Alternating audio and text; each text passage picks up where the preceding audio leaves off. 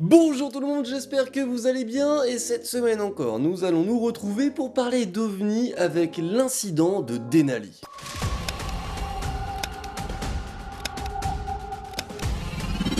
Un avion cargo va être escorté par un total de 3 OVNI, laissant son équipage complètement sous le choc.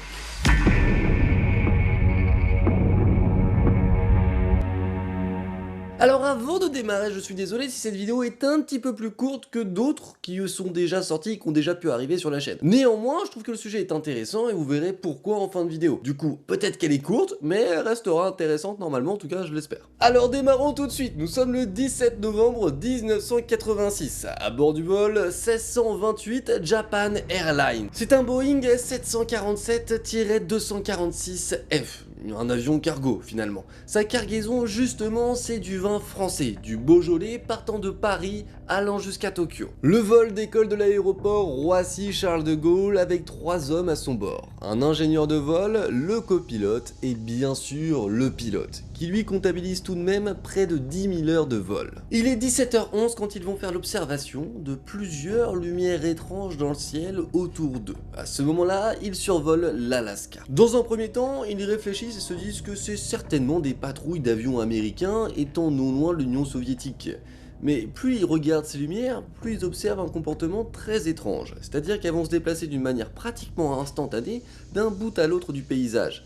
Tantôt à gauche, tantôt à droite, tantôt devant, tantôt derrière eux. Leur première peur, ne connaissant ni l'objet ni même l'intention de cet ou de ces objets, c'est la collision. Alors ils vont essayer de contacter la tour de contrôle la plus proche pour essayer de se renseigner sur la trajectoire de ces appareils. À ce stade, ils sont forcément très étonnés par les déplacements de cet objet. C'est quelque chose qui est complètement non commun et qui forcément relève du particulier et de l'exceptionnel. Néanmoins, il y a autre chose qui va les intéresser.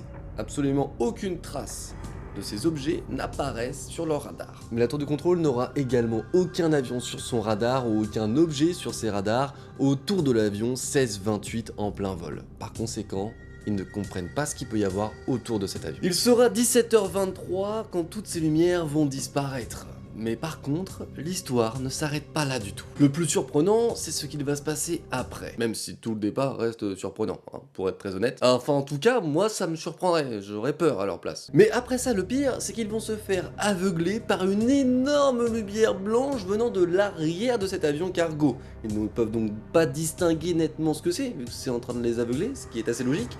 Et ça instaure une sorte de grand climat de chaos quand même à l'intérieur du cockpit. Tout le monde a peur et ne sait absolument pas quoi faire. Sauf que l'un de ces engins va se déplacer. Là, ils vont pouvoir essayer d'un petit peu mieux analyser la taille de ces objets qui seraient approximativement de la même taille qu'un porte-avions, voire même plus. Pour le pilote, c'est beaucoup trop dangereux. Il ne connaît ni la nature de ces engins, ni même leurs intentions. Par conséquent, étant donné que la collision est très risquée, il va demander à ce que quelque chose change et donc trouver une solution. La solution la plus simple qui se présente forcément à eux, mais qu'ils ne peuvent pas faire sans autorisation, c'est simplement de changer de route. Mais pour ça, il faut quand même demander l'autorisation à la tour de contrôle. Pourquoi? Eh bien pour ne pas gêner le couloir aérien d'un autre avion, potentiellement si un autre avion arrive, histoire qu'ils ne rentrent pas tous en collision et que ça fasse pas, finalement un carnage. À la tour de contrôle, ils ne voient pas cet objet sur les radars. Ils ne savent absolument pas ce qu'il y a à côté de cet avion, néanmoins ils entendent la grande détresse et la panique de l'équipage, et à partir de là, il n'y a plus de discussion. Bien sûr, le changement de route, il est complètement accepté, ils ont l'autorisation de changer de couloir de vol. Mais ce sera absolument pas d'une grande utilité, car ce que l'on peut déjà appeler comme étant des ovnis, des objets volants non identifiés, sont clairement en train de les suivre, quelle que soit leur trajectoire ou leur couloir de vol. À 18h21, n'étant absolument pas rassurés, ils vont demander à faire un atterrissage d'urgence. C'est ce qui pourrait le plus les rassurer et il sera accordé. Mais alors, qu'ont-ils vraiment vu? Les deux premiers objets auraient une forme ressemblant à un carré, mais extrêmement lumineux, donc on aurait 2 carrés très lumineux. Mais le pilote, lui, il a une conviction personnelle affirmant que si jamais on pouvait voir ces mêmes objets sous un autre angle, on observerait certainement des sortes de cylindres. Mais il nous explique autre chose, pour lui ces éclats lumineux ne sont absolument pas là pour faire beau ou pour rien, ce serait simplement des propulseurs de quelque chose d'encore plus gros qui se trouverait derrière. Par contre le troisième objet, celui qui va arriver derrière eux et qui va apparaître seulement après la disparition des 2 autres objets, eh bien lui, il sera différent. Il serait 2 fois plus grand qu'un porte-avions. Après, en fonction des recherches que l'on fait et des sources que l'on trouve, on peut lire jusqu'à 4 fois plus grand qu'un porte-avions. Bon, j'imagine que ça doit dépendre de quel porte-avions on prend en référentiel, néanmoins c'est quelque chose d'énorme, on peut le concevoir. Qui aurait une forme plutôt ressemblant à une sphère, avec une espèce de bande lumineuse qui fait tout le tour. Une sphère, certes, c'est à peu près la forme qu'on peut lui donner, mais lui il décrit ça comme une sorte de noix géante. Le plus étonnant, c'est que cette fois, on va enfin avoir une trace sur les radars. Cet avion va comprendre qu'il y a bel et bien un objet derrière lui grâce à ce radar. Le vol 1628 n'est donc pas seul, c'est une certitude. Le pire, c'est que nous avons un autre radar appartenant à l'armée américaine détectant un très léger signal juste derrière le vol 1628. À partir de là, on comprend qu'il y a potentiellement quelque chose, mais on ne sait pas quoi. Voici l'une des observations les plus connues concernant les ovnis dans l'aviation. Le fait est qu'on maintenant va essayer de s'intéresser un petit peu plus à l'enquête qui a été menée, car aujourd'hui encore, c'est une affaire classée top secrète. Justement top secrète, et pourtant on connaît pas mal de choses sur cette histoire. Notamment, à leur arrivée à l'aéroport, une fois que les 3 pilotes descendent, ils sont accueillis par 2 agents de la FAA. La Fédération d'administration de l'aviation américaine. Eux, ils sont chargés du coup de mener une enquête pour essayer de comprendre un petit peu mieux ce qui a pu se passer en plein vol et ce qu'ils ont pu potentiellement observer. Mais à ce moment-là, ils vont être assez surpris de voir que les 3 personnes qu'il y avait dans l'avion à ce moment-là ont exactement le même témoignage, et en plus de ça, ils utilisent tous les 3 le terme OVNI, objet volant non identifié. Le pilote ira même jusqu'à déclarer ceci. La chose volait comme si la gravité n'existait pas. Elle a accéléré, puis s'est arrêtée, puis a volé à notre vitesse, dans notre direction, de sorte qu'elle nous paraisse immobile. L'instant suivant, elle a changé de direction. En d'autres termes, l'objet volant avait vaincu la gravité. Alors c'est pas tellement l'habitude des États-Unis que de laisser des informations top secrètes se divulguer comme ça dans la nature aux yeux de tous sans même agir.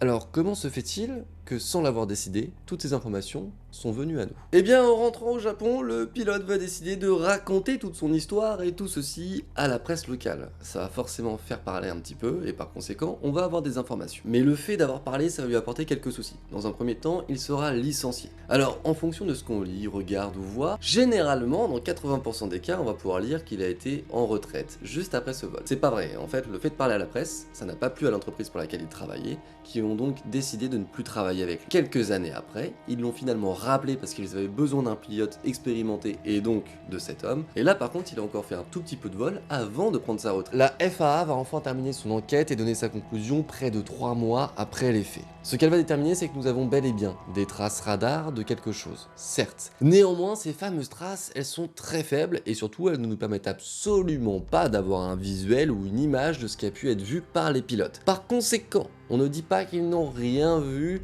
de surnaturel ou autre. Mais on ne peut pas non plus dire qu'ils ont vu quelque chose de surnaturel ou autre. En fait, leur conclusion et leur rapport n'est là que pour une seule chose. Ils ne peuvent pas aller dans le sens du pilote et de son équipe. Pourquoi? Eh bien parce qu'ils n'ont pas la preuve que c'était réellement un ovni ou un objet venu d'ailleurs d'après leur conclusion. Et voilà où nous mène toute cette histoire. Néanmoins, avant de vous quitter, de vous laisser, je pense qu'il y a un dernier détail à ajouter. Le pilote qui était là ce soir-là a certes beaucoup d'expérience due à ses heures de vol, mais il était également un pilote de l'armée, donc un pilote de chasse de l'armée japonaise. Ce qui veut donc dire qu'il a été habitué à voir plusieurs comportements de plusieurs appareils différents en plein vol.